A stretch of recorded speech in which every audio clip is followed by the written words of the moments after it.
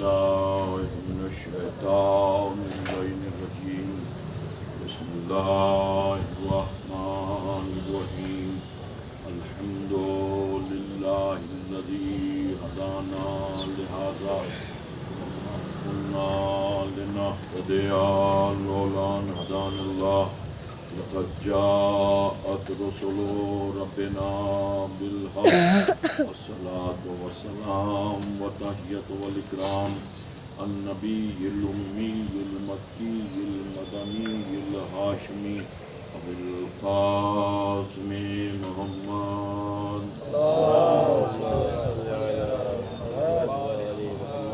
وأهل بيته الطيبين الطاهرين المعصومين المظلومين ولعنة الله على أعدائهم أجمعين من يومنا هذا إلى قيام يوم الدين أما بعد فقد قال رسول الله صلى الله عليه وآله وسلم زينوا مجالسكم بذكر علي بن أبي طالب صلوات الله عليه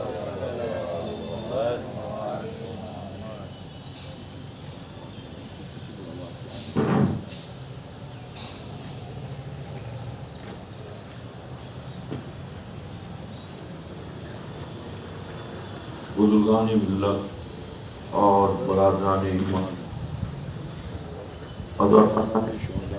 والسلام کائنات کا رسول اپنے بلند و بالا احوالات میں عظمت مولائے کائنات بیان فرما رہا ہے کہ اپنی مجلسوں کو زینت دو علی بن ابی طالب کے ذکر سے، اس لیے کہ علی کا ذکر عبادت ہے۔ عزیزو، یہ ذکر وہ ذکر ہے کہ جس کو جناب آدم نے بھی کیا، جناب نوح نے بھی کیا، جناب ابراہیم نے بھی کیا، اور موسیٰ اور عیسیٰ نے بھی کیا۔ خود مولا کائنات نے بیان فرمایا کہ میں وہ ہوں کہ جس نے ہر نبی کی مدد فرمائی۔ صلوات دیجیے محمد و آل محمد۔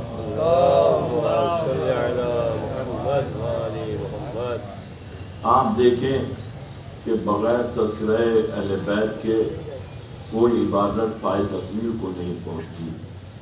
اگر عبادتوں کا لطف حاصل کرنا ہے تو پھر ذکر اہل بیت کرنا پڑے گا، اس لیے کہ جب رسول خدا نے اپنی رسالت کا آغاز بغیر علی بن ابی طالب کے نہیں کیا تو پھر عزیزو کسی مسلمان کی عبادت اس وقت کیسے پائے تکمیل کو پہنچے گی جب تک کہ محبت علی بن ابی طالب اس کے دل میں نہ ہو۔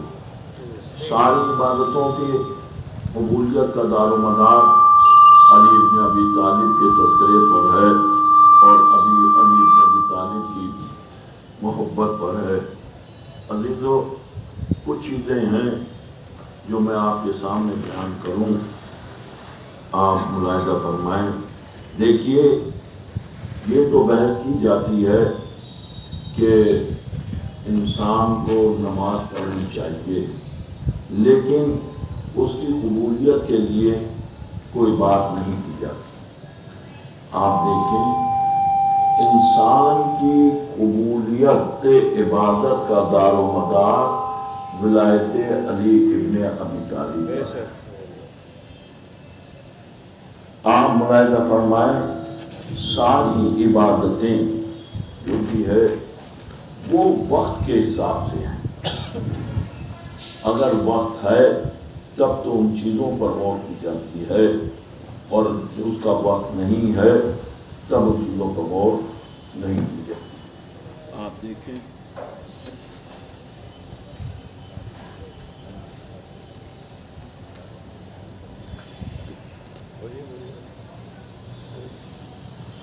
ساری عبادتوں کی قبولیت کا دار و مدار جو ہے وہ محبت اہل بیت پر ہے۔ خود رسول خدا نے ارشاد فرمایا کہ عزیزو، جزا اور سزا جو کچھ بھی ملے گی وہ عقل کے حساب سے ملے، عقل ہے تو اس حساب سے اسے جزا ملے گی، اور عقل نہیں ہے تو اسے سزا ملے گی۔ جنت کی بھی کیٹیگری ہے، جنت کے بھی درجات ہیں، جنت کی بھی منزلیں ہیں، اور وہ منزلیں اسی حساب سے پہنچیں گی کہ جس حساب سے عقل ہوگی۔ اگر اس میں ہے صلاحیت ہے، عقل ہے، تو عزیزو اس کا مطلب یہ ہے کہ جب جنت کا حصول عقل پر رکھا گیا ہے اور جنت کا تعلق محبت علی بن ابی طالب پر ہے، تو یہ بات تو مسلم ہو گئی، علی سے محبت عقل مند کرتے ہیں، بے وقوف علی سے محبت نہیں کرتے۔ توجہ چاہ رہا ہوں عزیزو، بھئی جنت کا دار و مدار جو ہے وہ محبت اہل بیت پر ہے، اور جنت عقل مندوں کو ملے گی، تو یہ حقیقت ہے کہ سودا عقل مند صحیح کرتے ہیں، بے وقوف سودا نہیں کرتے۔ چاہے کتنی عبادتیں کرو، کتنا ہی عزیز و روزے رکھو، کتنا ہی حج کرو، کتنا ہی زکوٰۃ دو، اگر محبت اہل بیت نہیں ہے، اسی لیے میں نے کئی مجلسوں میں آپ کو آگاہ کیا عزیزو کہ اس لیے کہ اگر نماز میں تشہد کے بعد آپ جان بوجھ کر یا بھولے سے محمد و آل محمد پر درود بھول جائیں، تو اگر یہ درود چھوڑ دیں، چاہے عمدن چھوڑیں یا بھولے سے چھوڑیں، تو نماز باطل ہو جاتی ہے۔ اور یہ صرف آپ ہی کے یہاں نہیں ہے، بلکہ تمام فرقوں میں اس بات پر قانون ہے کہ محمد و آل محمد پر درود بھیجنا لازم ہے۔ تو اس کا مطلب یہ ہے کہ قبولیت صلاۃ کے لیے محمد و آل محمد پر درود لازم ہے۔ تو جب 2 رکعت کی نماز کی قبولیت کے لیے محمد و آل محمد پر درود لازم ہے، تو اتنی بڑی زندگی کو کامیاب بغیر محبت اہل بیت کے کیسے انسان کر سکتا ہے؟ صلوات دیجیے محمد و آل محمد پر۔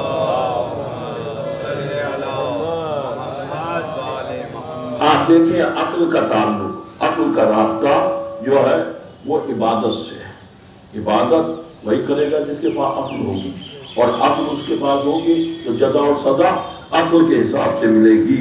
جناب موسیٰ کا زمانہ، میں ایک واقعہ آپ کے سامنے پیش کروں، شاید آپ کے گوش گزار ہو گیا ہو عزیزو۔ جناب موسیٰ کا زمانہ ہے، موسیٰ کوہ طور پر باتیں کرنے کے لیے جایا کرتے تھے کہ گھر سے نکلے تو راستے میں دیکھا کہ عزیزو ایک عابد عبادت میں مشغول ہے، وہ عبادت کر رہا ہے۔ جناب موسیٰ نے دیکھا، اور دیکھنے کے بعد اس سے پوچھا، تو اس نے کہا اے موسیٰ آپ کہاں جا رہے ہیں؟ کہا ہم کوہ طور پر خدا سے باتیں کرنے کے لیے جا رہے ہیں۔ تو کہا موسیٰ ہمارا ایک پیغام ہے۔ کہا پیغام کیا ہے؟ کہ اللہ کی بارگاہ میں کہنا کہ جو کھانا ہمیں کبھی بھوک لگتی ہے اور کھانا کھانے کے لیے ہمیں گھر پر جانا پڑتا ہے، یہ جو ہم اس کی عبادت کر رہے ہیں، عبادت خانے میں بیٹھے ہوئے ہیں، دن رات عبادت کر رہے ہیں، جب ہمیں بھوک لگتی ہے تو کھانا کھانے کے لیے ہمیں گھر پر جانا پڑتا ہے۔ کاش وہ کھانا ہمارا یہیں بھیج دیتا عبادت خانے میں، تو جو آنے اور جانے میں وقت صرف ہوتا ہے وہ بھی ہم اللہ کی عبادت میں لگا دیتے۔ توجہ چاہ رہا ہوں جانے محترم، وہ وقت بھی ہم اللہ کی عبادت میں لگا دیتے۔ بالکل یہ اسی طریقے کا عابد تھا کہ جیسے وہ لوگ کہتے نہیں ہیں کہ جیسے مجلس ہو رہی ہے اور مجلس کے درمیان اذان کی آواز ہوئی یا اس نے گھڑی دیکھی ٹائم ہوا تو فوراً اٹھ کر کے چل دیا کہ وہ جا کر کے نماز پڑھے۔ وہ صرف نماز کو عبادت سمجھتا ہے۔ عزیزو میں جو بات کہہ رہا ہوں، کیونکہ یہ ہنگام، یہ زمانہ آج کل اسی ٹائم کا چل رہا ہے، جبکہ آیت اللہ عظام نے اس بات سے آگاہ کیا ہے اور آگاہ فرمایا ہے، خود سیستانی صاحب کا فتویٰ ہے کہ جب ایک عبادت ہو رہی ہو اور نماز میں وقت باقی ہو تو پہلے جاری عبادت کو مکمل کیجئے، اس کے بعد دوسری عبادت کی طرف قدم بڑھائیے۔ یہ واضح مسئلہ ہے۔ اسی طریقے سے یہ جناب موسیٰ کا زمانہ، تو وہ عابد کہتا ہے موسیٰ خدا کی بارگاہ میں جا کر کے سلام پیش کرنا اور اس سے کہنا کہ جو ہمارے بھوک لگتی ہے اور جو کھانا ہے وہ ہمارا یہیں عبادت خانے میں بھیج دیتا تو ہم وہ وقت بھی تیری عبادت میں لگا دیتے۔ جناب موسیٰ نے دیکھا بڑا مخلص عابد ہے، بڑا مخلص ہے، گھر بھی جانا گوارا نہیں کر رہا ہے، بیوی بچوں سے ملنا گوارا نہیں کر رہا ہے اللہ کی محبت میں، اور وہی چاہتا ہے کہ میرا وہ کھانا آ جائے تو میں یہیں اس کی عبادت میں یہ وقت لگا دوں۔ جناب موسیٰ کہتے ہیں ضرور آپ کا ہم پیغام پہنچائیں گے۔ یہ کہنے کے بعد روایت کہتی ہے، یہ اس واقعے کو علامہ طاہر جلوی صاحب نے بھی بزرگ نے سنا ہوگا، طاہر صاحب کو، انہوں نے بھی عزیزوں یہ واقعہ پڑھا ہے، ان کا موضوع تھا وسیلہ نجات، اس میں پڑھا ہے آپ نے کہ وہ یہ کہہ کر کے آگے بڑھا۔ آگے بڑھنے کے بعد جب موسیٰ آگے بڑھے تو دیکھا ایک کھنڈر ٹوٹا ہوا، اس میں ایک شرابی بیٹھا ہوا ہے، شراب کی بوتل ہاتھ میں ہے، گناہ کبیرہ کا مرتکب ہے، نشے میں ڈول رہا ہے۔ موسیٰ کو آتے ہوئے دیکھا تو اس نے بے ساختہ کہا، اے نبی اللہ آپ پر ہمارا سلام۔ جیسے اس نے کہا تو موسیٰ نے سلام کا جواب دیا اور دیکھنے کے بعد منہ پھیر لیا، یہ گناہ کبیرہ کر رہا ہے۔ اور نفرت بھری نگاہوں سے اس کی طرف دیکھا تو اس نے کہا، موسیٰ ہم گناہ کبیرہ کر رہے ہیں، ہم سے غلطی سرزد ہوئی ہے، یقیناً ہم سزاوار ہیں، لیکن موسیٰ آپ کہاں تشریف لے جا رہے ہیں؟ تو موسیٰ نے چہرہ پھیر کر کے جواب دیا کہ ہم کوہ طور پر جا رہے ہیں خدا سے باتیں کرنے کے لیے۔ تو فوراً کہا، موسیٰ خدا کی بارگاہ میں ہمارا سلام کہہ دینا اور ہمارا ایک پیغام ہے وہ پیغام پہنچا دینا۔ تو جناب موسیٰ نے کہا، فرماؤ آپ کا کیا پیغام ہے؟ کہ ہمارا پیغام ہے کہ یہ تو موجود ہے، اس کے ساتھ میں قوام ہونا ضروری ہے، ہمارا مرغ ضرور آنا چاہیے، ہمیں بھوک لگ رہی ہے تو ہمارا مرغ آنا چاہیے۔ توجہ چارہ اللہ نے محترم، یہ جیسے کہا موسیٰ نے انسنی کر دی، کوہ طور پر پہنچے، خدا کی بارگاہ میں گفتگو کی، باتیں کی۔ جب موسیٰ وہاں سے واپس ہونے کو ہوئے تو آواز قدرت آئی، جو آواز آئی اس میں کہا، موسیٰ کسی نے کوئی پیغام کہلوایا ہے؟ توجہ چارہ اللہ نے محترم غور کیجئے گا، اس سے یہ نہ لینے لگے گا کہ گناہ کبیرہ کرنے والے کی دعا مستجاب ہو رہی ہے یا یہ نہیں۔ معرفت عقل کے حساب سے جزا اور سزا ملے گی۔ اور یہ کہا موسیٰ نے کہا سے آواز آئی، موسیٰ کیا کسی نے کوئی پیغام کہلوایا ہے؟ موسیٰ فوراً یاد آیا، ہاں پروردگار ایک عابد جو دن رات تیری عبادت کرتا ہے، دن رات تیرے سجدے کرتا ہے، عبادت خانے سے باہر قدم نہیں نکالتا، میرا معبود وہ کہتا ہے کہ مجھے کبھی کبھی بھوک لگتی ہے تو کھانا کھانے کے لیے مجھے گھر پر جانا پڑتا ہے، کاش وہ کھانا میرا یہیں حجرہ عبادت میں آ جاتا تو میں وہ آنے اور جانے کا وقت بھی تیری عبادت میں لگا دیتا۔ پھر آواز آئی، موسیٰ کسی اور نے بھی کوئی پیغام کہلوایا ہے؟ موسیٰ نے کہا، پروردگار بڑا مخلص عابد ہے، دن رات تیری عبادت کرتا ہے، اے موسیٰ کسی اور نے بھی کوئی پیغام کہلوایا ہے؟ کہ پروردگار میں جب گزرتا ہوں وہ عابد عبادت کرتا رہتا ہے۔ کہا، اے موسیٰ کسی اور نے بھی کوئی پیغام کہلوایا ہے؟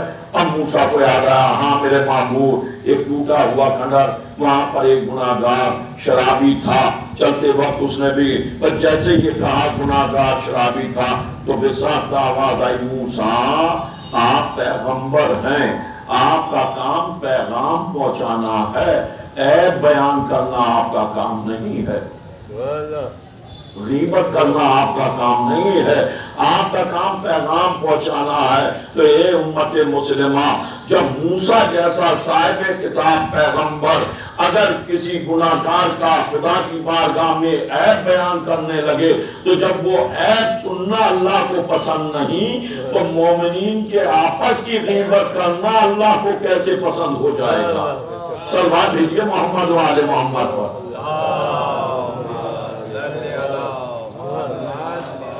اب جو موسیٰ کو اللہ نے جھڑکا تو موسیٰ واپس آئے۔ اب جو موسیٰ واپس آئے، توجہ چاہوں ذہن محترم، جیسے واپس آئے تو دیکھا کہ وہ شرابی بیٹھا ہوا بوتل ایک طرف رکھے ہوئے ہے اور اس کے ہاتھ میں مرغ کی ٹانگ ہے، وہ نوچ رہا ہے، کھا رہا ہے۔ موسیٰ کو آتے ہوئے دیکھا، اے نبی اللہ آپ پر ہمارا سلام ہو۔ موسیٰ نے غور سے دیکھا اور کہا، آپ کا بہت بہت شکریہ کہ آپ نے پیغام پہنچا دیا، فوراً ہمارا مرغ آ گیا، کھانا آ گیا، ہم تناول کر رہے ہیں۔ موسیٰ لمبے قدموں سے عبادت خانے کی طرف بڑھے کہ جب گناہگار کا مرغ آ گیا تو اس کا بھی کھانا آ گیا ہوگا۔ اب جو پہنچے تو دیکھا عابد مصلی پر بیٹھا ہوا ہے، کوہ طور کی طرف رخ کیے ہوئے ہے۔ موسیٰ اب آئیں تب آئیں، ادھر موسیٰ کو آتے ہوئے دیکھا تو بے ساختہ کہا، موسیٰ ہمارا کھانا نہیں آیا، ہم آپ کے چکر میں گھر بھی کھانا کھانے کے لیے نہیں گئے۔ اب جو یہ کہا موسیٰ نے سے تو موسیٰ بولے کیا بات ہے، تمہارا کھانا نہیں آیا اور ہم نے تو خدا کی بارگاہ میں پیغام پہنچا دیا تھا اور اس کا پیغام پہنچایا تو اس کا مرغ آ گیا، تمہارا کھانا عابد ہے۔ تو جو چاہ رہا ہوں جانے محترم، جو زوم عبادت میں ہر وقت تنے رہتے ہیں، نماز پڑھ کر کے سارے فرقے کو ڈبوئے رہتے ہیں، اے ہم کر رہے ہیں عبادت، عزیزو بس جیسے یہ کہا موسیٰ نے فوراً کہا پروردگار یہ کیا ماجرا ہے، کیا واقعہ ہے، جنت عقل مندوں کو ملنی ہے۔ بس جیسے یہ کہا موسیٰ کل آنا ہماری بارگاہ میں۔ دوسرا روز ہوا، اب جو دوسرا روز ہوا موسیٰ پھر چلے، اب جو چلے توجہ چارہ جانے محترم غور کیجئے گا، ان لفظوں کا لطف حاصل کیجئے گا۔ موسیٰ جو چلے تو روایت کہتی ہے عبادت خانہ کے قریب سے چلے تو عابد کو بیٹھے ہوئے دیکھا، عابد نے کہا اے نبی اللہ موسیٰ آپ پر ہمارا سلام۔ موسیٰ نے کہا فوراً سلام کا جواب دیا تھا، موسیٰ آج تو ہمارا پیغام پہنچا دینا۔ تاریخ کے جملے پڑھ رہا ہوں عزیزو کہ آج تو ہمارا پیغام پہنچا دینا۔ آج تو دیکھیے عابد ہے، اسے اس بات کا یقین نہیں تھا کہ موسیٰ نے پیغام پہنچایا، نبی اللہ مانتا تھا لیکن اسے پیغمبر پر یقین نہیں تھا، تو موسیٰ نے بساختہ کہا نہیں ہم نے کل بھی تمہارا پیغام پہنچایا، آج بھی پہنچا دیں گے۔ تو موسیٰ یہ کہہ کر کے آگے بڑھے تو شرابی کے قریب سے گزرے، اس نے کہا اے نبی اللہ آپ پر ہمارا سلام۔ موسیٰ نے سلام کا جواب دیا، کہا موسیٰ آپ نے کل بھی پیغام پہنچایا، آج اور پیغام پہنچا دینا، ہمارا مرغ کھانے کو جی چاہتا ہے۔ موسیٰ گئے، عزیز و خدا کی بارگاہ میں پہنچے، سلام و جواب ہوا، آج کوئی گفتگو نہیں، کہا پروردگار انہوں نے پھر آج پیغام کہلوایا ہے۔ عابد نے کہا کہ میرا کھانا مصلے پر آ جائے تو میں وہ وقت بھی آنے اور جانے کا تیری عبادت میں لگا دوں گا، اور اس شرابی نے بھی کہلوایا ہے۔ تو آواز آئی موسیٰ عابد سے کہہ دینا تمہارا کھانا نہیں آئے گا۔ توجہ چاروں جانے محترم، اور اس شرابی سے بھی کہہ دینا کہ تمہارا کھانا مرغ نہیں آئے گا۔ موسیٰ نے کہا تھا پروردگار یہ کیا ماجرا ہے کہ اس کا سادہ کھانا نہیں آیا، اس کا مرغ آ گیا، کہ کل آنا ہماری بارگاہ میں۔ اب جب دوسرے دن پہنچے پھر جا کر کے پیغام پہنچایا، اب جو پیغام پہنچایا تو فوراً کہا کہ کہہ دینا ان سے نہ تمہارا کھانا آئے گا نہ تمہارا مرغ آئے گا۔ اور جیسے یہ کہا موسیٰ نے کہا پروردگار ٹھیک ہے نہیں آئے گا، چلے چلنے کو ہوئے تو کہا پروردگار اگر انہوں نے پوچھ لیا کیوں نہیں آئے گا تو ہم کیا جواب دیں گے؟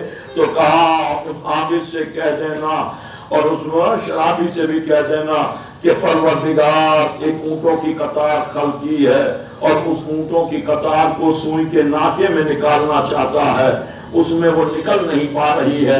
آج اللہ اس کام میں لگا ہوا ہے، اس کے بزی ہونے کی وجہ سے نہ تمہارا کھانا آئے گا اور نہ تمہارا مرغ آئے گا۔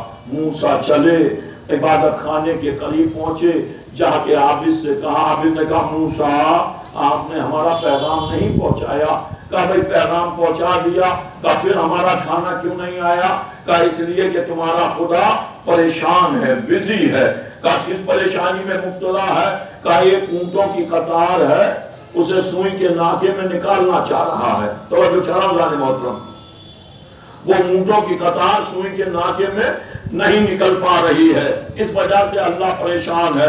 بس جیسے یہ کہا عابد نے موسیٰ کو چھوڑا، مصلی پر سیدھا ہو گیا اور سجدے پہ سجدہ کرتا ہے اور دعا مانگتا ہے، اے خدا خدا کی مصیبت حل ہو جائے، اے خدا خدا کی مصیبت حل ہو جائے، اے خدا خدا کی مصیبت حل ہو جائے۔ موسیٰ نے یہ منظر دیکھا کہ یہ خدا سے خدا کی مصیبت حل کرا رہا ہے، اور موسیٰ وہاں سے آگے بڑھے۔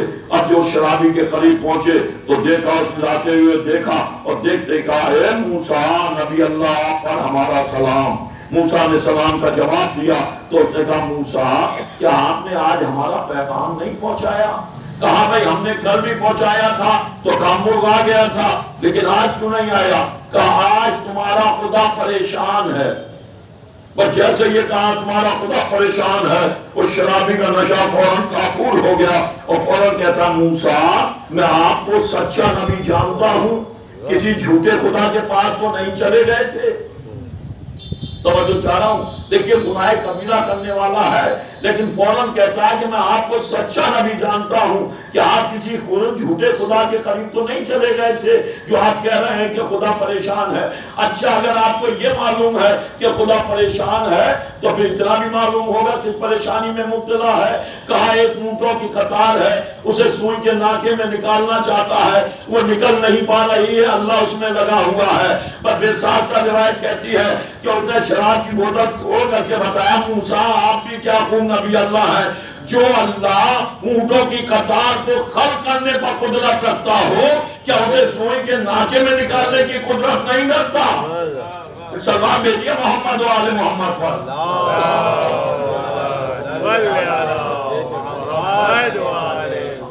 اب پھر یہ کہا کہ یہ گناہ توجہ چاہاں گانے محترم اسے معرفت تھی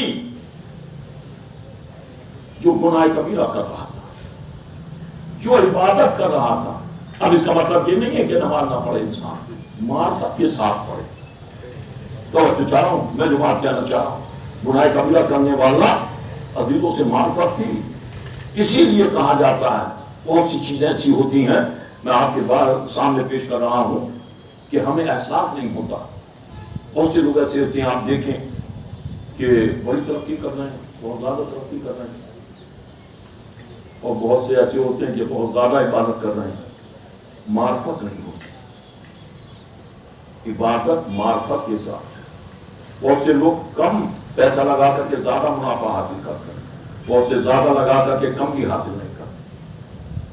جب تک کہ معرفت نہ ہو، معرفت ہوگی تب جگہ اسی حساب سے ملے گی، اور معرفت نہیں ہوگی۔ اب ایک بات واقعہ، کیونکہ میں نے محبت علی کا تذکرہ کیا تھا، معرفت کے حساب مولا کائنات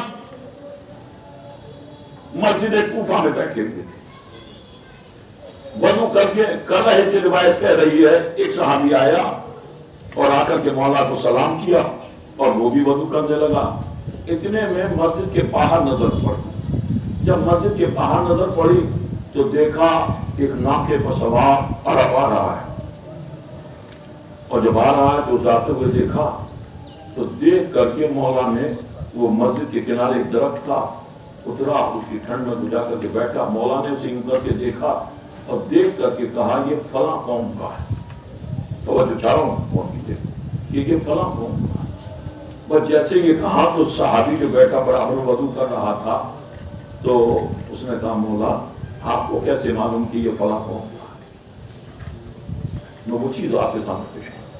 بس جیسے یہ کہا تو کہا جا کر کے پوچھ لو اس سے۔ وہ وضو چھوڑ کر کے صحابی گیا، جا کر کے اس سے سلام دعا ہوئی، اور اس کے بعد بولا اے شخص تم کہاں کے رہنے والے ہو؟ اس نے بتایا کہ ہم فلاں جگہ کے رہنے والے ہیں۔ کہا کہاں جا رہے ہو؟ کہ ہم فلاں جگہ جا رہے ہیں۔ جیسے ہی کہا آیا بولا مولا یہ تو فلاں جگہ کا ہے اور فلاں جگہ جا رہا ہے، اور آپ کہہ رہے ہیں کہ فلاں قوم کا ہے؟ تو بولے میں نے یہی تو پوچھا اس سے کہ یہ کہاں سے آیا اور کہاں جا رہا ہے۔ پر اتنا پوچھ لینا کہ پہلے اس سے وہ کس لیے جا رہا ہے اور پھر میرے پاس آ جانا، میں بتا دوں گا کہ یہ کس قوم۔ میں آپ کو قوم نہیں بتا رہا ہوں، آپ کو نہیں بتاؤں نا، آپ کے یہاں کی مطلب کی بات ہے۔ وہ پھر گیا، بولا تم فلاں جگہ سے آئے ہو، فلاں جگہ جا رہے ہو، کس لیے جا رہے ہو؟ وہ جا رہا تھا بصرے۔ کہا ہم علم حاصل کرنے کے لیے جا رہے ہیں۔ جب وہاں سے آئے ہو اور بصرے جا رہے ہو کس لیے؟ کیا علم حاصل کرنے کے لیے؟ وہ پھر آیا صحابی اور آ کر کے مولا سے کہتا مولا فلاں مقام کا ہے، بصرے جا رہا ہے، اور کہا کیا کس لیے رہا ہے؟ کہا علم حاصل کرنے کے لیے جا رہا ہے۔ کہا میں نے کبھی تو دیکھتے ہی بتلا دیا کہ یہ فلاں قوم کا ہے۔ کہا مولا اس بات سے آپ یہ قوم کا کیا مطلب؟ بولے میں یہاں مسجد کوفہ میں بیٹھا ہوا ہوں، یہ بصرے علم حاصل کرنے کے لیے جا رہا ہے۔ اسے اتنی بھی تمیز نہیں کہ علی یہاں بیٹھا ہوا ہے، تو جسے اتنی معرفت نہیں وہ علم حاصل کیا کرے گا؟ تو میں تو چاہ رہا ہوں عبادتوں کی قبولیت کا دار و مدار محبت علی بن ابی طالب پر۔ اگر دل میں محبت علی بن ابی طالب ہے تب تو انسان کامیاب ہوگا، اور محبت علی بن ابی طالب نہیں ہے تب انسان کامیاب نہیں ہوگا۔ ساری عبادتوں کی قبولیت کا دار۔ اس لیے کہ عزیزو آپ دیکھیں اگر وہ باتیں اگر پیش کر دی جائیں تو انسان ایک دم ششوپن آ جاتا. ہمارے یہاں بھی لوگ اپنی بات کو کرنے لگے. آپ خود دیکھیں سب جانتے ہیں, ہر شیعہ جانتا ہے بلکہ ہر مسلمان جانتا ہے اگر اسے معرفت ہو جائے علی بن ابی طالب کی. آپ خود انصاف سے بتائیے کہ یہ مجمع بیٹھا ہوا ہے, کیا غدیر کو نہیں مانتا ہے یہ مجمع؟ نہیں مانتا. میں بالکل دو چار والی بات کر رہا ہوں, میں ٹپیکل نکتے والی مجلس نہیں پڑھی ہے میں نے اس لیے, میں تو صرف وہ واقعات والے آگاہ کر رہا ہوں. آپ بتائیے کیا غدیر کو نہیں مانتا مجمع؟ 2000 کتابوں میں اہل سنت والجماعت کی کتابوں میں لکھا ہوا غدیر کا واقعہ 2000 کتابوں میں حوالہ دیا گیا. اور آج کل تو یوٹیوب پہ بیٹھا ہوا آپ سرچ کرنے کسی کو بھی, فیس بک پر سرچ کرنے آپ کسی کو, تو آپ کو اہل سنت والجماعت کے بھی علماء مل جائیں گے جو اس بات کی گواہی دیتے نظر آئیں گے, چاہے آپ طاہر القادری ہو یا اور دیگر مولانا ہو.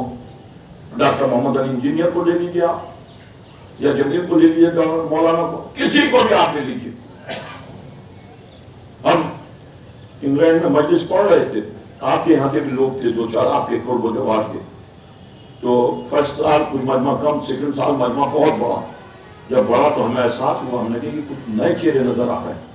جب وہ نئے چہرے نظر آئے تو پھر ہم نے مجلس ختم ہونے کے بعد ان سے سوال کیا, بھائی آپ لوگوں کو ہم نہیں پہچانے, تو انہوں نے ساتھ کہا کہ ہم فلاں فرقے سے تعلق رکھتے ہیں. تو ہم نے کہا آپ نئے آئے ہیں اس لیے؟ میں بولے نہیں نئے نہیں آئے ہیں, ہم تو پرانے ہیں. تو میں نے کہا پہلے کبھی کیوں نہیں مجلس میں آئے, آپ بچے تو نہیں ہیں؟ بولے ہم سے طاہر القادری اور ڈاکٹر محمد وہ جو جمیل ہیں انہوں نے اور محمد علی انجینئر نے بیان کیا ہے کہ محبت اہل بیت کے بغیر کوئی عبادت قبول نہیں ہونے والی ہے, اس وجہ سے ہم مجلسوں میں آنا ہم نے شروع کر دیا. اب سمجھ لو اتنے دن کے بعد مولانا نے آگاہ کر دیا تو پھر مجلسوں میں آنا شروع کر دیا کہ ان کی محبت کے بغیر عبادت قبول نہیں ہونے والی. تو ان کی سمجھ میں آ گیا جب تک مجلسوں میں نہیں جائیں گے اس وقت تک ہماری نمازیں بھی قبول نہیں ہوں گی. یہ میرے ساتھ ہوا, میں وہ آپ کو بات سیدھی والی بات بتلا رہا ہوں. تو اب بتاؤ کتنا روکے ہوئے ہیں, کتنا روکے ہوئے ہیں. تو میں تو کہہ رہا ہوں کیا معرفت نہیں تھی کسی کو؟ سلمان ندوی نے بیان فرمایا, آپ پڑھیے دیکھیے غدیر کے بارے میں کیسا بیان فرمایا ہے. تو معرفت نہیں ہے غدیر کے بارے میں. سارا دین نازل کرنے کے بعد, سارا دین مکمل ہونے کے بعد جب نازل ہو گیا اور غدیر خم کے میدان میں رسول اسلام 1.25 لاکھ حاجی یا 1,45,000 حاجیوں کے درمیان جب پہنچے تو یہی تو آیا ایک پیغمبر وہ پیغام پہنچا جو ہم آپ پر نازل کر چکے ہیں. تو فوراً کیا کہا کہ مجھے ان سے خوف محسوس ہوتا ہے, وہاں کیا پہنچاؤ وہ پیغام. تو پیغمبر کو کون پیغمبر جسے طٰہٰ کہا, مزمل کہا, مدثر کہا, عزیزو جس سے معراج پر بلا کر کے جس کی دعوتیں کری, جس سے گفتگو کی, جسے حبیب کہہ کر کے پکارا, جس سے محبت کی باتیں خدا کرتا رہا. لیکن جب غدیر خم کے میدان میں چوراہے پر پہنچا تو اس سے کہہ دیا یہ پیغام پہنچاؤ, کون سا ولایت پہنچاؤ. تو کہا نہیں پروردگار مجھے خوف محسوس ہوتا ہے. تو اللہ کی تھیوری بدل گئی اور پھر ساتھ کا کہا اگر اسے نہ پہنچایا تو کچھ نہ پہنچایا, اگر یہ نہ پہنچایا تو کچھ نہ پہنچایا. کیا نہ پہنچایا؟ کہا ولایت علی نہ پہنچائی تو کچھ نہ پہنچائی. اما 23 برس کی محنتیں اللہ نے جس سے سب سے زیادہ محبت کرتا تھا, جس پر سارے انبیاء کی نبوتوں کا دار و مدار تھا, جب اس کی محنت کو اللہ نظر انداز کر دیتا ہے تو یہ 2 رکعت کا ملا اپنی نماز بغیر ولایت علی کے کیسے قبول فرما سکتا ہے؟ بتائیے کیسے ہو جائے قبول؟ اللہ نے پیغمبر سے کہہ دیا, کہا پیغمبر سے نہیں کہا. بتائیے میں آپ سے سوال کر رہا ہوں, کہا ہمارے یہاں چھوڑ کر کے چل دیتی ہیں کہ نہیں وہ اللہ اکبر لگ گئے جا کر کے. میں نماز کا منکر نہیں ہوں, کبھی آپ سوچے میں نماز کا منکر ہوں عزیزوں, میں نماز کا منکر نہیں ہوں, لیکن معرفت دیکھیے, معرفت حاصل کیجیے. بات بڑی ہو جائے گی تو ایک بات پہنچا دوں میں آپ کو, آگے ذہن میں اس لیے پہنچاؤں معرفت کیجیے. اس کا مطلب الٹا نہ سمجھیے میں پڑھنے کا ذمہ دار ہوں, سمجھنے کا ذمہ دار نہیں ہوں. آپ غور کیجیے گا عزیزو, دیکھیے وقت کس بات کا متقاضی ہے. توجہ فرمائیے محمد صاحب, آپ ہی مولانا, وقت کس بات کا متقاضی ہے؟ وقت جس بات کا متقاضی ہے اس وقت اس فعل کا انجام دینا عبادت ہے. وقت جو مانگ رہا ہے اس وقت یہاں مجلس ہو رہی ہے، وقت یہ ہے کہ مجلس ہو، اب آپ چھوڑ کے چل دیں تو پھر وہ بھی عبادت نہیں کو مان پڑھیے، آپ دیکھیے اب میں پڑھ رہا ہوں، یہ نہ دیکھیے کہ کیا چیز کیا ہو رہا ہے، اگر نماز میں وقت باقی ہے میں اس چیز کو آپ تک پہنچانا چاہتا ہوں۔ وہب قلبی، مجھے مسائل نہیں پڑھنی، مجھے تو آگاہ کرنا ہے، وہب قلبی تھے، جا رہے تھے اپنی زوجہ کے اور اپنی والدہ کے درمیان ساتھ میں، سنا ہوا کربلا کے واقعات میں وہب قلبی کا نام تو سنا ہوگا، میر غنی صلی اللہ مقامہ نے ان کا مرثیہ بھی کہا ہے، عیسائی مذہب سے رابطہ رکھنے والے جب سرزمین کربلا سے گزرے تو وہب قلبی کی نظر پڑی، ماں نے دیکھا، پوچھا بہن یہ کیا ماجرا ہے، ایک طرف لاکھوں لوگ ہیں اور ایک طرف چند خیمے ہیں، لاکھوں میں ویرانگی چھا رہی ہے، چند خیمے ہیں ان میں روشنی تارے ہو نور ساتے ہو رہا ہے، جا کر کے معلوم کرو۔ بہن زوجہ کو ہمراہ لے کر کے آئے تھے، رخصت کر کے روایت کہتی ہے لے کر کے آ رہے تھے، بہن چلے، اب جو بہن چلے تو جا کر کے معلوم کیا تو معلوم یہ ہوا نبی کا آخری نبی کا نواسا نرغیادہ ماننے والوں میں گھرا ہوا ہے، جو ان کے کلمہ پڑھ رہے تھے اور وہ اس کے جان کے دشمن ہیں، انہیں چھوڑنا نہیں چاہتے۔ وہ یہ کہہ کر کے واپس آئے، ماں سے سارا معاملہ بیان کیا تو معاملہ بیان کیا تو ماں نے بھی ساتھ تک کہا وہ ارادہ کیا ہے، توجہ چاہوں اور کیجیے گا، کہا جھگڑے کی بات ہے اور یہ ہو رہا کہ وہ آخری نبی کا نواسا دشمنوں میں گھرا ہوا ہے اور تم جھگڑے کی بات کرتے، چلو وہ کی ماں وہ کو لے کر کے گئی، ماں کا سمجھا ہوا تھا، جنگ پر آمادگی تھی، لے کر کے پہنچی، جا جا کے روایت کہتی ہے دستے امام حسین پر بیعت کی کلمہ پڑھا، ماں بیٹا زوجہ مسلمان ہوئے اور ہونے کے بعد وہاں پر پڑھتے چند شروع تھی کہ اتنی دیر میں ماں نے بہر سے کہا جاؤ بہر امام سے اجازت لو اپنی جان کو مانگو، بہر گئے جا کر کے امام سے اجازت مانگی تو امام نے کہا بہر تم ابھی رخصت بیوی کو رخصت کر کے لائے ہو، کیا کرو گے؟ توجہ چاہوں گا محترم غور سے سنیے گا اس بات کو، کیا کرو گے؟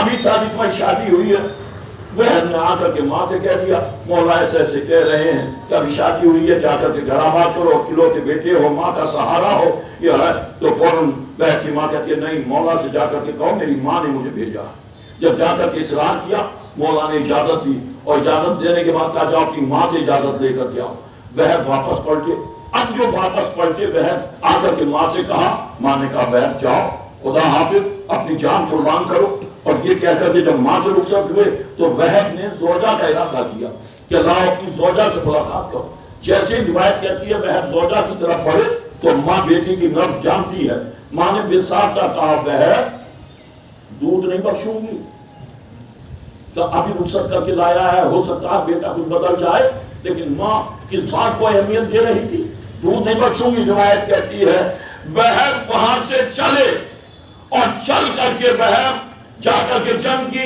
7 یا 13 یزیدیوں کو وارد جہنم کیا اور اس کے بعد وہ درجہ شہادت پر فائز ہوئے، گرتے وقت مولا کو آواز بھی دی۔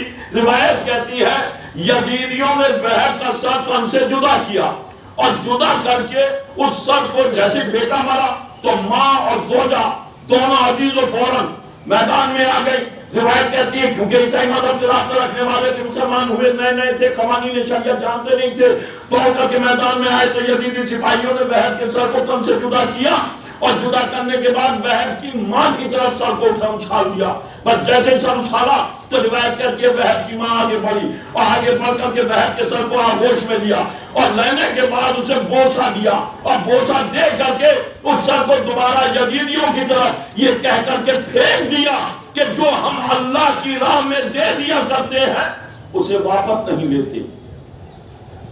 اب میں آپ سے سوال کر رہا ہوں، توجہ چاہو گا نہیں محترم، ہم واپس نہیں لیتے۔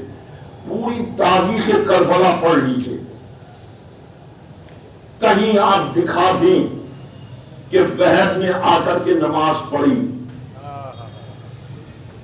توجہ چاہوں گا، میں نماز کا ممکن نہیں ہوں کبھی آپ ادھر لے کر کے جانے لگے، کوئی دکھا دے کہ وہب نے آ کر کے نماز پڑھی ہو یا اور کسی شریعت کے قانون پر عمل کیا ہو سوائے جہاد کے۔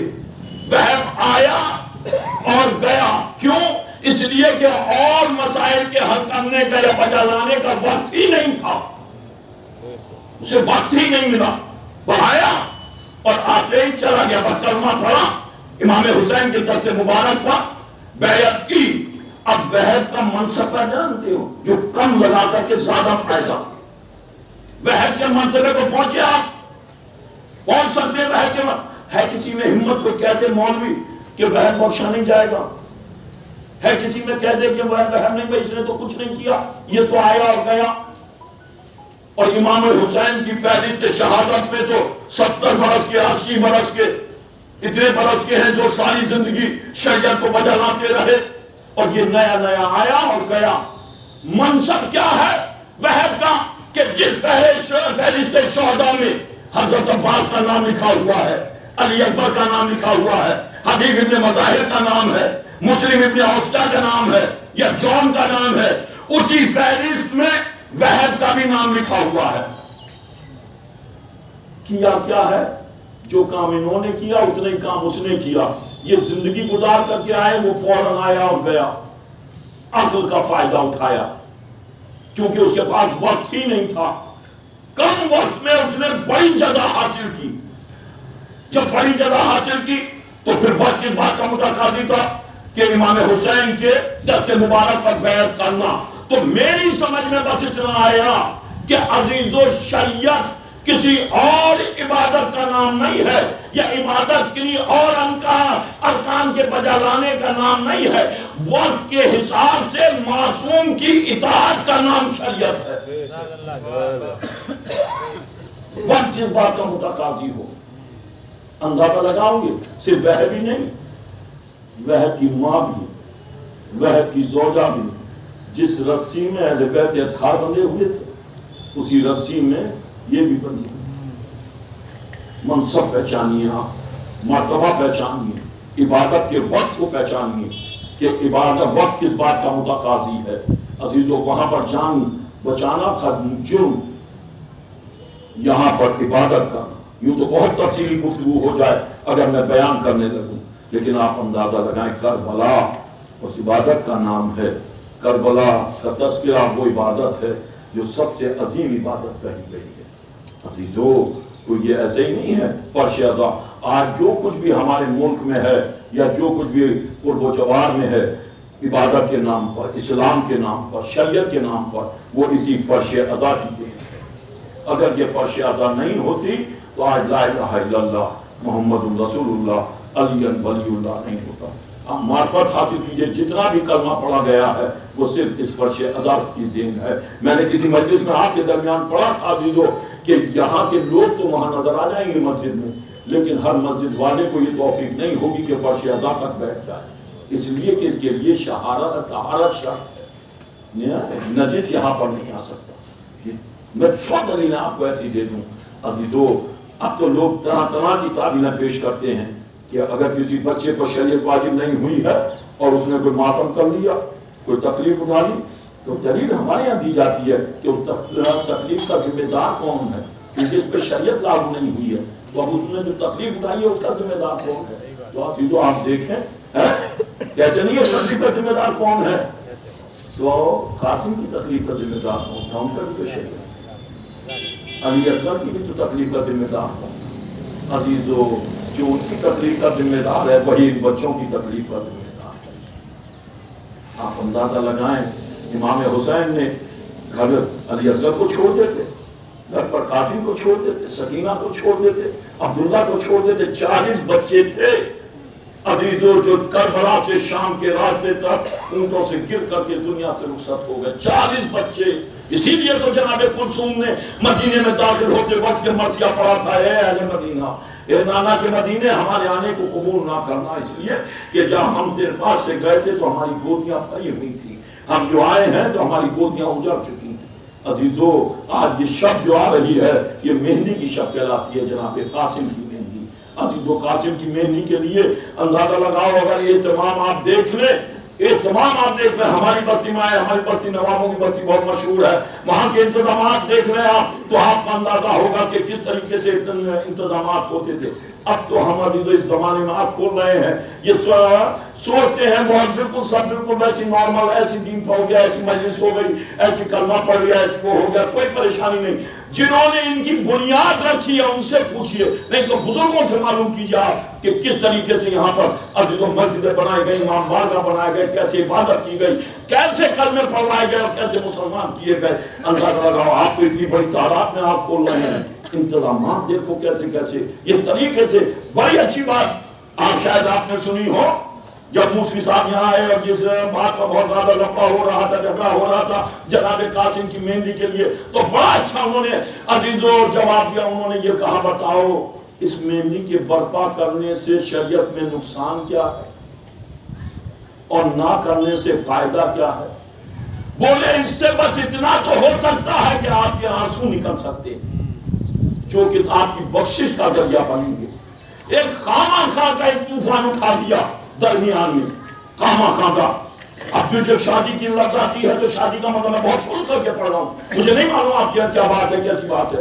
آپ جو شادی کا منظر ذہن میں لے کر کے بیٹھتے ہیں تو کیا وہ شادی جو ہم لوگوں کے یہاں ہوتی ہے کربلا میں وہ ہو رہی تھی؟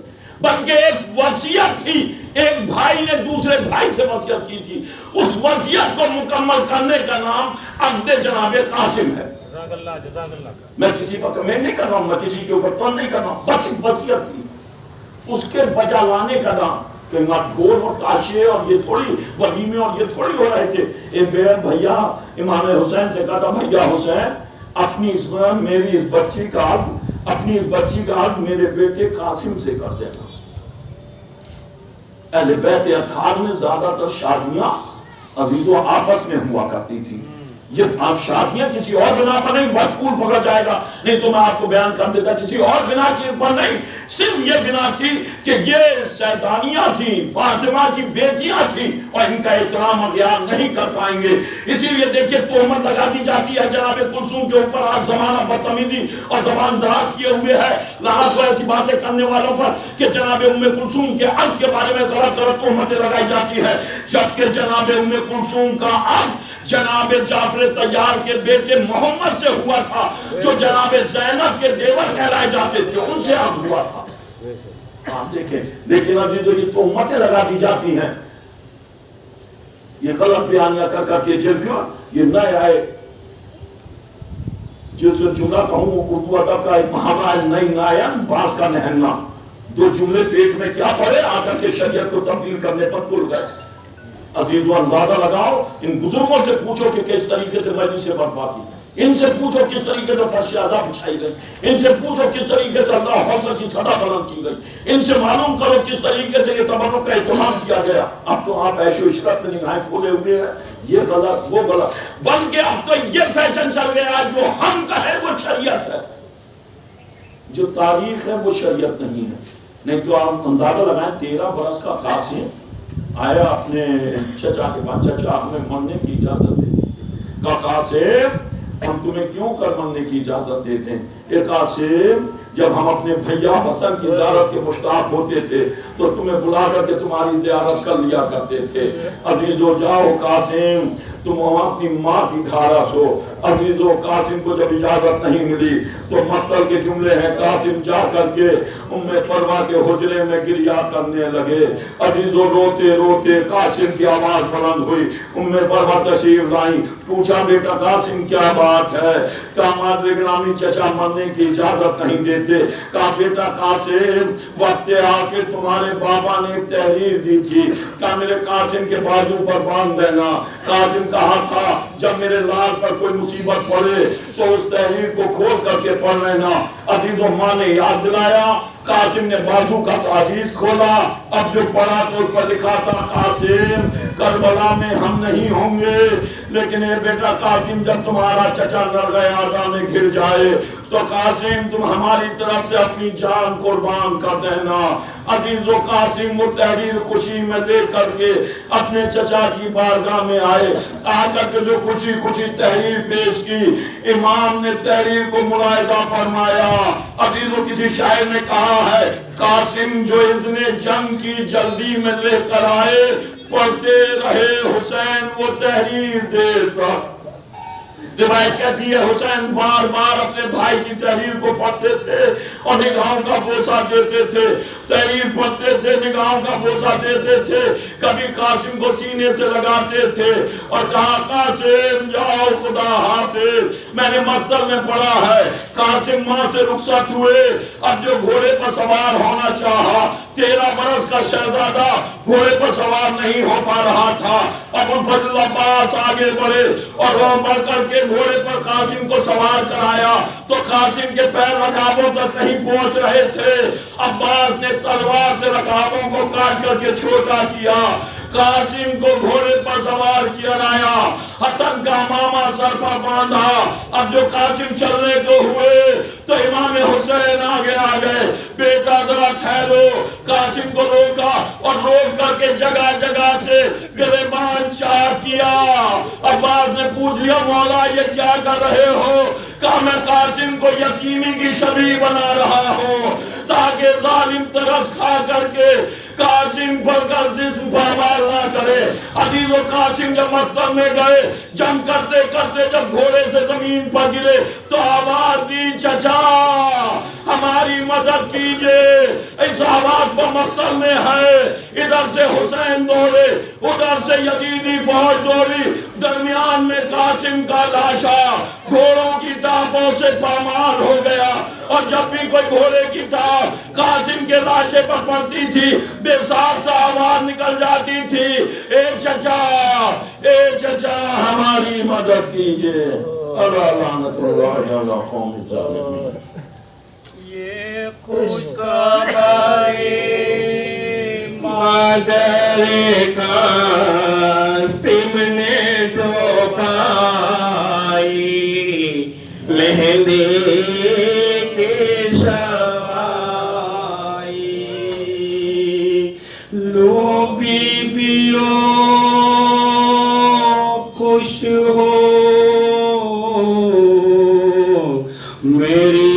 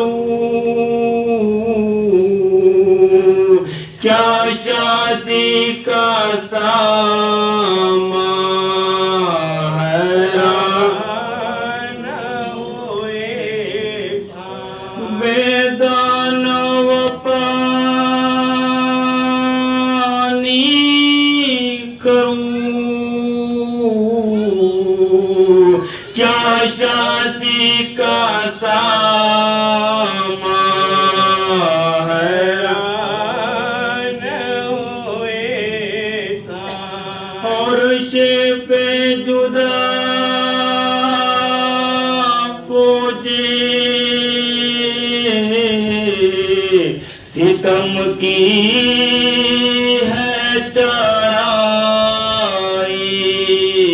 مہندی کی شبائی، یہ خوش خبری مادر قاسم نے جو پائی، مہندی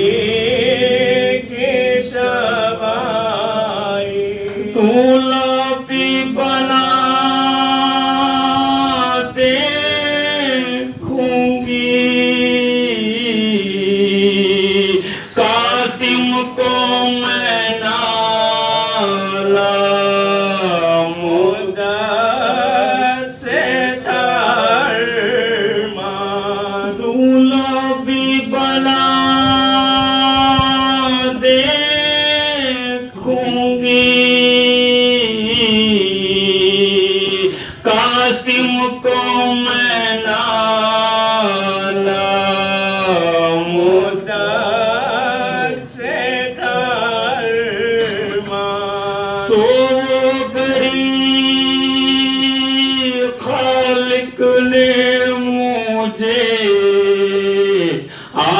آج دکھائی مہندی کی شب آئی یہ خوش خبری مادر کا سم نے جو پائی مہندی کی شب آئی اے لوگوں بتاؤں کہ میرا حال برا ہے یہ معذرہ کیا ہے اے لوگوں بتاؤں کہ میرا حال برا ہے یہ معذرہ کیا ہے جس نے یہ سنا عشقوں سے آنکھوں اس کی بائی